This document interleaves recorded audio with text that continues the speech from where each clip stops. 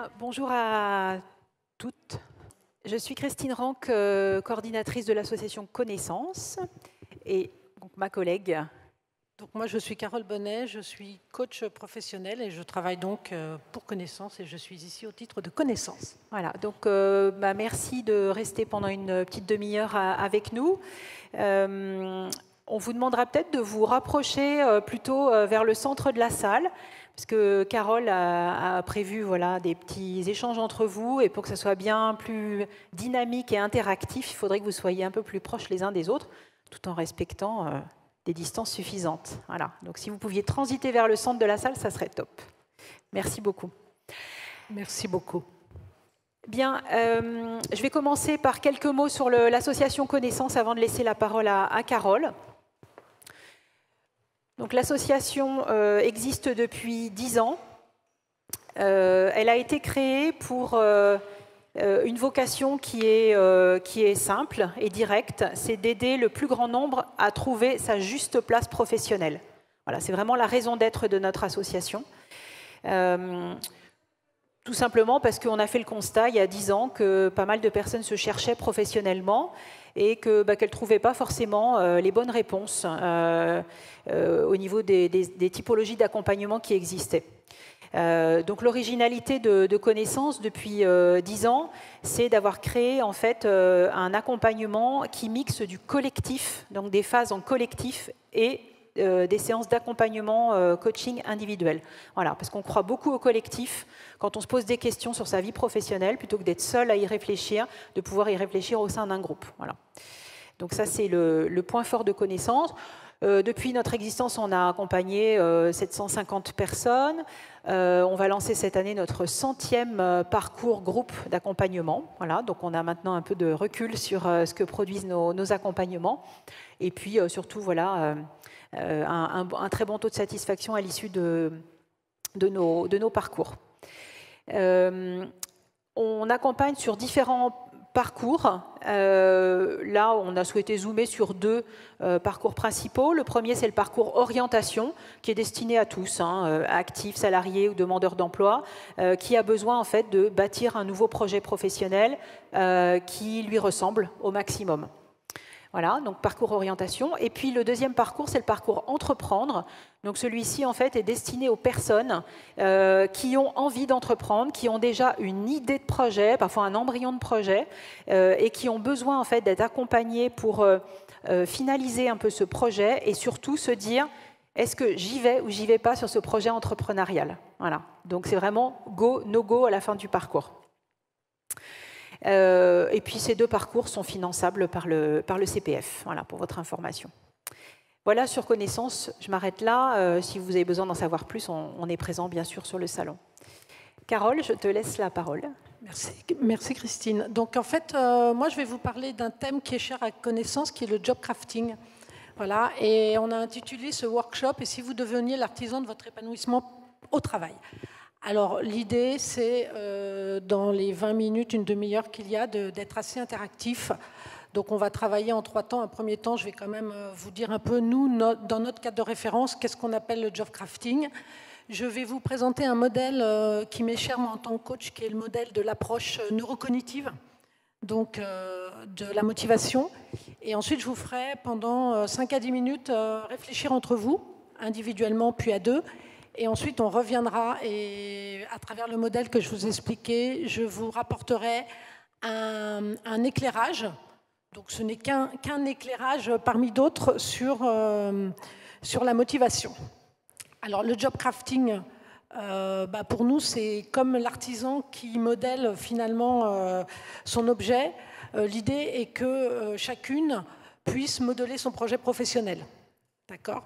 Donc le gros job crafting, c'est un terme assez à la mode, mais si on passe au-delà de ce terme, en fait, le job crafting, il a 4 principaux piliers. Un premier pilier, c'est comment je peux modeler mes tâches. Un deuxième pilier, c'est comment je peux modeler mes relations au travail. Un troisième pilier, c'est comment je peux modeler ma perception de mon travail. Et un 4e pilier qui est comment je peux modeler finalement mon environnement physique au travail. D'accord ? Alors, à travers moi, j'ai choisi du coup effectivement de travailler plutôt sur les piliers qui sont comment je peux modeler mes tâches et comment je peux modeler la perception de mon travail. D'accord, qui sont finalement au cœur de ce que l'on fait dans les parcours connaissances tout au long des mois et dans les ateliers. Après ça, du coup, je me suis posé la question, pour moi, coach chez Connaissance, quels sont les piliers sur lesquels on travaille pour plus de plaisir au travail? J'en ai identifié 4. La liste n'est pas exhaustive, bien sûr, il y en a plus. En tous les cas, les 4 piliers sur lesquels on travaille principalement, le premier pilier, c'est les besoins. Donc les besoins fondamentaux, quels sont mes besoins fondamentaux et comment je peux nourrir ces besoins au travail. Le deuxième pilier va être le pilier des valeurs. D'accord, on avait déjà donné une conférence sur les valeurs, donc j'ai choisi un autre thème pour le workshop d'aujourd'hui. Mais en tous les cas, c'est quelles sont mes valeurs qui me guident dans ma vie et dans ma vie professionnelle et quelles sont les valeurs que je voudrais voir se manifester dans mon job. D'accord, puisqu'on sait que l'alignement des valeurs et du job sont vraiment une source d'épanouissement professionnel. Le troisième pilier, c'est le sens. Quel sens je veux donner à mon job? Donc je pense que vous avez certainement déjà vu des conférences sur cette notion de sens. Donc c'est pour ça que je n'ai pas choisi aujourd'hui d'aller en profondeur sur ce troisième pilier. Et enfin, le quatrième pilier, c'est la dynamique comportementale.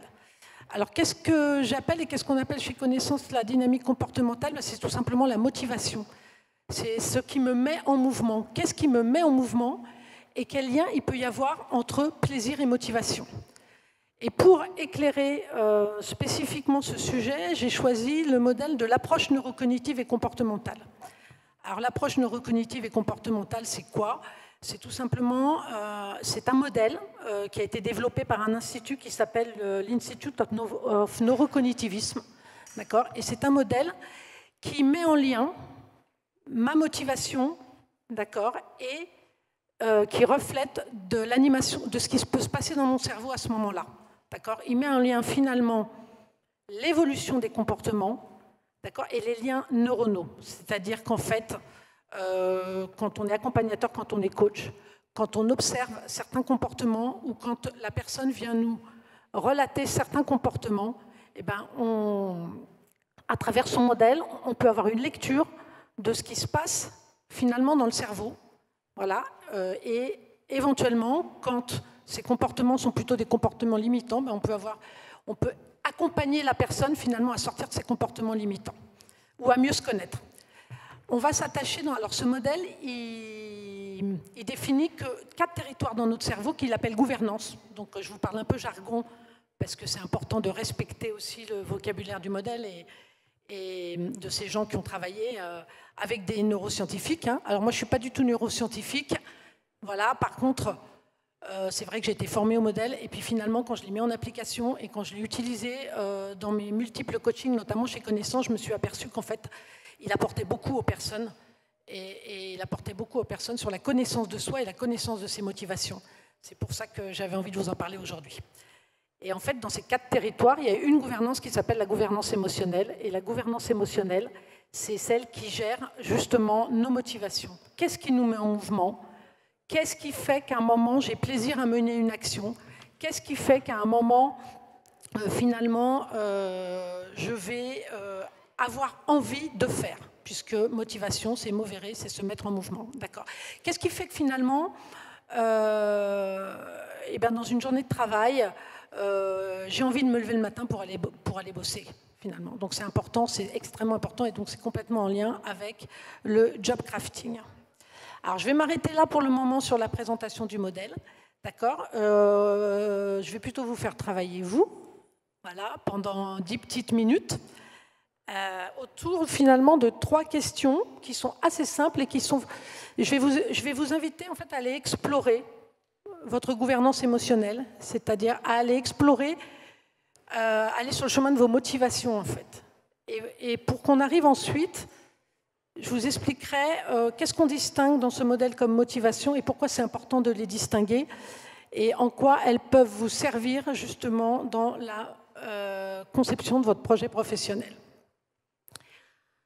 Alors ce que je vais vous demander là, en premier lieu, pendant 2 minutes, individuellement, en vous recentrant sur vous, je vais vous demander de répondre aux 2 questions suivantes.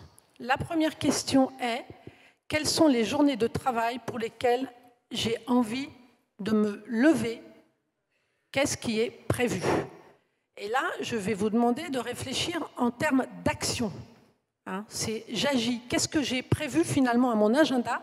Qu'est-ce que je vais faire? Alors, je peux vous donner un exemple. Je vais vous parler de moi. Quand je me lève le matin, il y a 2 choses qui me stimulent vraiment. Voilà, j'ai une réunion de prévue avec des collègues. Moi, j'ai une réunion, par exemple, de prévue avec des collègues de connaissances pour travailler sur un nouveau sujet. Là, c'est vrai que le matin, je vais avoir tout de suite envie de me lever. D'accord ? Ça fait partie de ma dynamique comportementale et je vous expliquerai après pourquoi et qu'est-ce qu'il est important de faire en deuxième temps, le deuxième travail que vous allez faire 2 par 2. La deuxième question, c'est: quelles sont les activités dans ma vie qui me ressourcent et qui me donnent de l'énergie quand je suis fatiguée, quand j'ai une baisse de morale? Ça, c'est un très bon indicateur, finalement, de mes motivations. Et vous verrez, vous comprendrez après pourquoi quand je vous réexpliquerai le modèle. Donc, en fait, par exemple, moi, je sais que quand je suis fatiguée, ça peut paraître contradictoire, mais une soirée entre amis à échanger sur des sujets divers et variés, voilà, ça va tout de suite me redonner la pêche. Mais quand je suis fatiguée, il y a une autre activité qui est complètement différente qui va me ressourcer, c'est de faire du yoga. Voilà. Donc moi, j'essaie de comprendre pourquoi. Et c'est ce que vous ferez dans un deuxième temps. Donc dans un premier temps, on vous donne le top chrono, c'est Christine qui va chronométrer 2 minutes pour répondre à ces 2 questions, mais vous répondez pour vous-même. D'accord? Et vous essayez d'être le plus spontané possible. Vous pouvez fermer les yeux, vous remettre dans une situation où je me lève le matin, qu'est-ce qui est prévu et qui va vraiment me donner envie de me lever. Je suis très fatiguée, qu'est-ce qui me ressource? D'accord? Qu'est-ce qui me permet, qu'est-ce qui m'énergise finalement? C'est parti.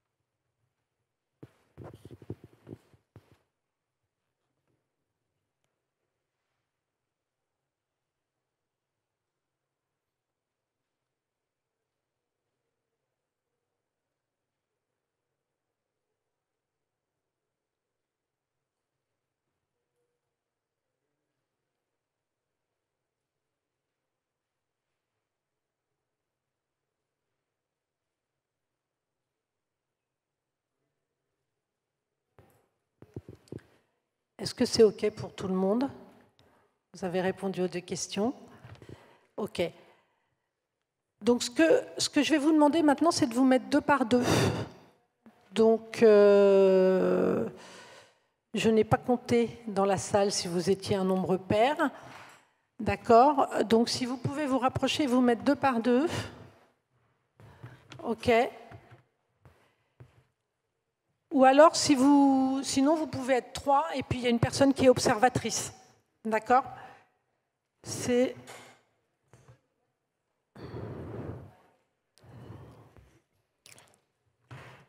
bon. 2, 3, 2, 2, 2, 2.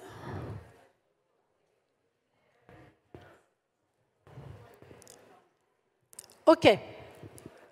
Je vois qu'il y a une personne qui est toute seule là-bas. Non, vous ne voulez pas? OK, d'accord, pas de souci. Il n'y a aucune obligation. Du coup, vous êtes 2 par 2. Donc maintenant, vous allez jouer à un jeu auquel aiment beaucoup jouer les enfants. Vous allez jouer au jeu du pourquoi, pourquoi, pourquoi. Je pense que vous connaissez ce jeu. Et en fait, l'idée là, c'est sur la première question, on va faire 2 fois 2 minutes.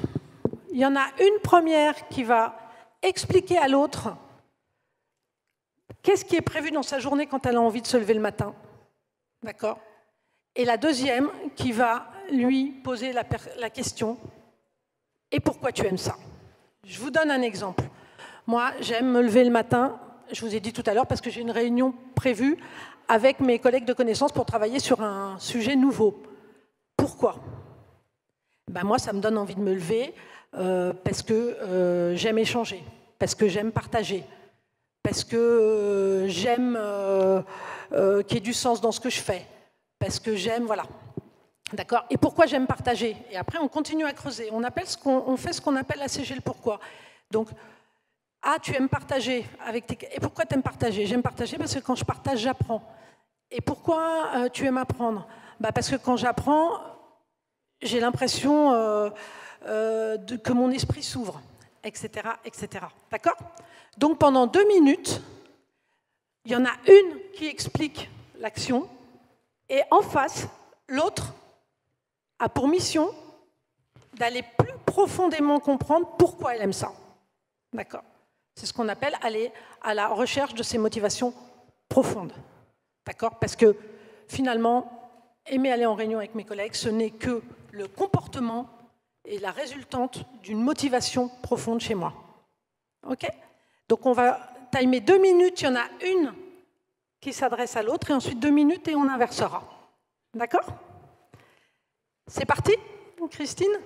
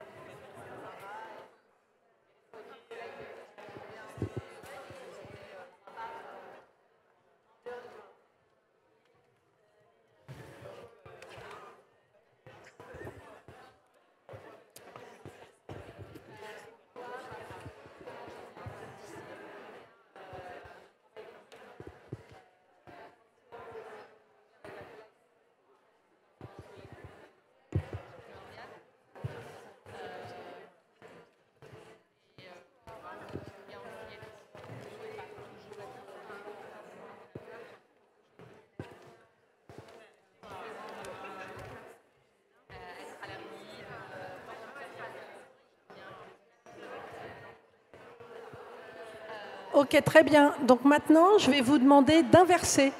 C'est l'autre personne qui explique qu'est-ce qu'elle a répondu à la question, et vous jouez au jeu du pourquoi, pourquoi, pourquoi, pourquoi.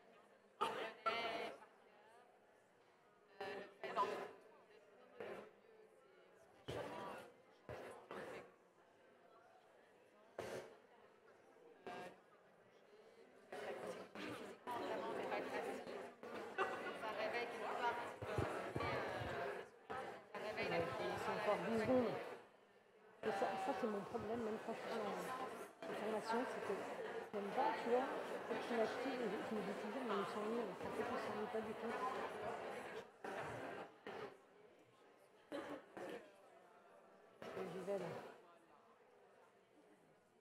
Bon, ok. On va juste reprendre le cours parce qu'on est un peu pressé par le temps. Alors, je vais vous demander juste 2 petites minutes, encore quelques minutes d'attention. Donc, en fait, bon, très bien, au moins, ça délie les langues, c'est super. Et en fait, c'est la façon dont on travaille déjà chez Connaissance. On travaille beaucoup en atelier, en sous-groupe, par 2, individuellement avec les coachs, etc. Et parce que on est persuadé que l'alternance du collectif et de l'individuel, c'est ce qui permet vraiment d'avancer, et le miroir de l'autre permet d'avancer. Alors maintenant, j'ai une 3e question pour vous, et très vite après, je vais vous expliquer ce que vous avez fait. J'ai une 3e question, c'est qu'est-ce que je fais pour le plaisir du résultat, mais que j'aime pas faire au travail ou ailleurs. Moi, il y a quelque chose que je déteste faire. C'est mon administratif. Ah, alors ça, d'ailleurs, Christine peut en témoigner, elle rigole. Je déteste faire mon administratif, je déteste faire mes factures, et pourtant, mes factures, j'ai le plaisir du résultat. D'accord ? C'est-à-dire qu'au-delà des euros qui sont en bas de la feuille, ben, il y a la reconnaissance que j'ai bien bossé, que mon job se développe, que mon projet professionnel avance. Voilà. Mais par contre, je déteste le faire. Voilà, ça, c'est ça. La question, c'est est-ce qu'il y a des éléments dans votre job que vous faites pour le plaisir du résultat ? Ok. Donc, vous avez sans doute rapidement quelque chose en tête, hein, et puis c'est normal. Alors, juste, je vais vous expliquer maintenant ce qu'on a fait. Là, ce qu'on a fait, c'est qu'on a regardé ensemble, pour le modèle de l'ANC, il existe 2 formes de motivation. Il existe ce qu'on appelle les motivations primaires, c'est les motivations inconditionnelles et intrinsèques. D'accord ? Ce sont les motivations qui sont durables, et finalement, c'est le plaisir de l'action. Donc les 2 premières questions que je vous ai posées, elles correspondent aux motivations primaires. C'est-à-dire, qu'est-ce que j'aime faire au-delà du résultat ? Et à partir du moment où j'aime faire au-delà du résultat, eh ben c'est finalement une motivation qui va être assez insensible à l'échec. D'accord ? Puisque c'est dans le faire que je prends du plaisir, mais ce n'est pas dans le résultat. D'accord ? Donc, si je reprends mon exemple de tout à l'heure et de ma réunion, moi j'aime partager, j'aime échanger. Finalement, j'ai un côté très participatif dans les profils de personnalité de l'ANC. Et bien du coup, voilà, une réunion, quel qu'en soit le résultat, ce sera du plaisir et j'y retournerai. D'accord ? Donc ça, c'est important parce que c'est important d'aller chacune, à la recherche de ses motivations primaires. Finalement, qu'est-ce qui m'anime fondamentalement et qui fait que le moteur est toujours nourri et que je suis toujours en route ? D'accord ? Ce qu'on constate souvent, c'est dans des cas de fatigue au travail, d'épuisement professionnel, et ben, qu'est-ce qui se passe ? C'est que les motivations primaires ne sont plus là. D'accord ? Donc, on va en reparler juste après sur les solutions que je vous propose. Et la 2e forme de motivation, qui est importante aussi, c'est la motivation secondaire. Ça correspond à la 3e question. Il faut, je dois le faire. Donc, je vais le faire. Mais à un moment, je le fais pour le résultat. Donc, si le résultat n'est plus là, au bout d'un moment, je vais m'épuiser. D'accord ? Donc, par rapport à ça, et par rapport finalement au job crafting, ben moi je vous propose 3 pistes de réflexion qui peuvent être intéressantes pour vous, justement, pour travailler sur vos motivations, parce que motivation primaire égale plaisir au travail. Donc je vous propose 3 pistes de réflexion. Une première piste de réflexion, finalement, quelles sont mes motivations inconditionnelles ? Quelles sont les motivations qui me donnent envie de me lever le matin ? Ça, c'est la première chose. La 2e chose, c'est comment je peux, et ce qui est important aussi d'ailleurs, excusez-moi, c'est que dans les motivations primaires, c'est important d'en avoir un peu chaque jour.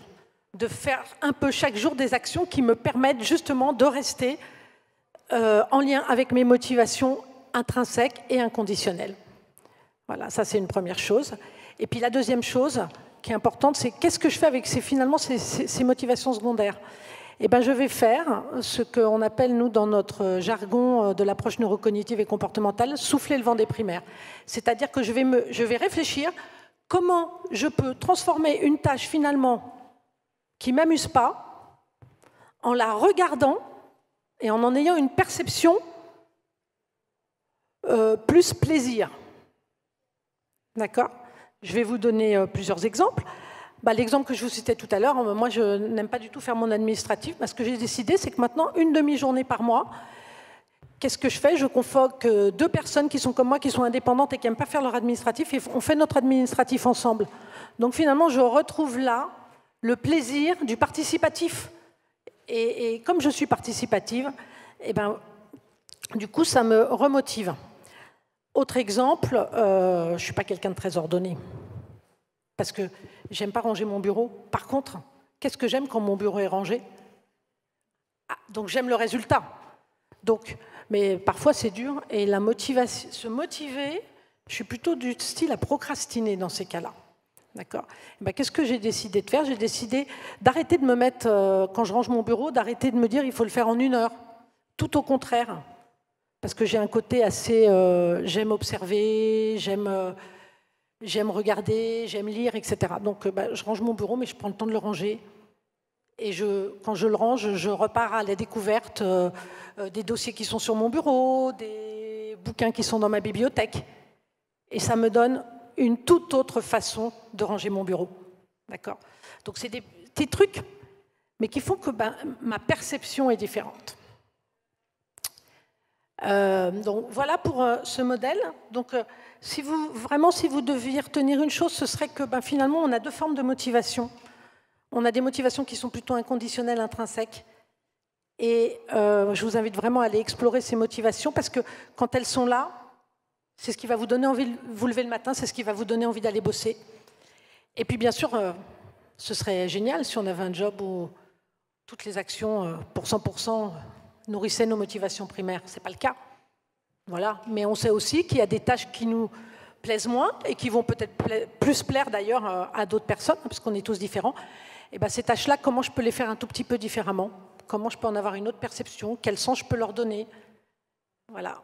Comment je peux les voir du point de vue de mes motivations primaires? J'ai appuyé, non, c'est pas moi. Donc voilà, est-ce que vous avez des questions?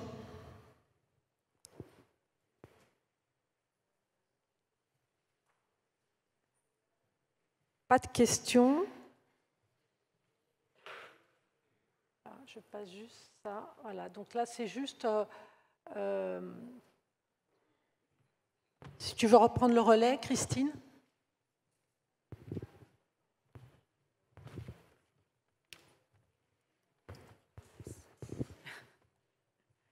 Je crois que c'est de toute manière la fin de notre timing. Il me semble que l'intervenante d'après attend déjà.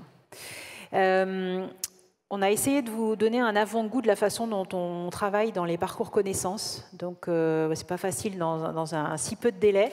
Mais voilà, c'est surtout ça qui est important dans nos parcours, c'est d'arriver à vraiment explorer vos aspirations profondes, vos motivations profondes, pour arriver à trouver... encore une fois, votre juste place professionnelle, que ce soit en tant que salarié, en tant qu'indépendant, en tant que futur entrepreneur. Donc, pour ça, nous, plusieurs parcours, je vous en ai parlé tout à l'heure.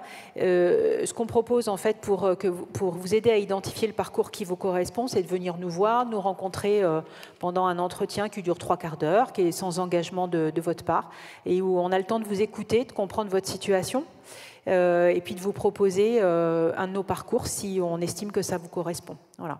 Et puis surtout, l'autre objectif peut-être dont on n'a pas assez parlé, c'est redonner confiance en soi, redonner confiance en ses capacités, son potentiel et sa capacité à conduire un nouveau projet. Voilà. Donc ça, c'est hyper important et très fort dans le résultat de nos parcours. Voilà. N'hésitez pas à venir nous voir, nous sommes en bas au pôle formation. Merci de votre écoute.